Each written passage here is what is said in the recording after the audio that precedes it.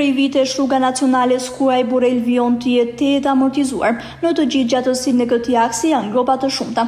Në shumë vende ka dhe deformime të karregjatës. Këto shkaktojnë probleme në qarkullimin e mjeteve të shumta që e përdorin këtë aks për ata që frekuentojnë plazhet e Bregdetit shqiptar. Më kritike situata në aksin nacional Skruaj-Burrel paraqitet në fshatin Bushkash, ku i kanalit Vaditës rrjedh duke dëmtuar së tepërmi asfaltin. Drejtuesit e mjeteve shprehen se prej vitesh në këtë rrugë nuk është vënë dorë, ndërsa gjendja e saj sa vjen e përkeqësohet në të gjitha aspektet, si në sinjalistik, mbrojtëse anësore dhe dëmtimi i rënd i karregjatës. Ata shprehen se është turp që në vitin 2026 në Shqipëri të ketë rrugë nacionale në këtë gjendje. Zotën, jo tamam, shumë keq është për momentin.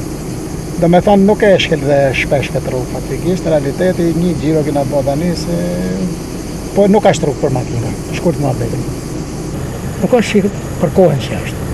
Kjo rrugë e partisë punës. 25 vjetë këm kaluam që të rrugë të bëjt kropë. Që të rrugë. Edhe kështu që e ka praktë. 25 vjetë e një loj që e ka. Asë të dhëmë në shimi ja.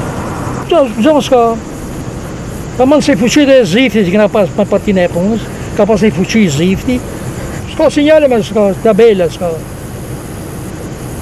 Që dhe mos shkapeti. Rëziku më i madh. Shkam i shkapeti. Gjendja rrugës është katastrofike. Me zi vim, me zi ikim, është shumë rrugë me shumë gropa, qatë goma.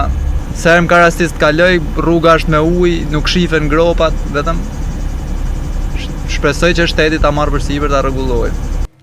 Përdoruesit e rrugës nacionale Skruaj-Burrel akuzojnë firmën e mirëmbajtjes, që sipas tyre mjaftohet vetëm me prerjen e bimësisë pranë karregjatës dhe mbushin aty këtu të ndonjë grope mbi asfalt.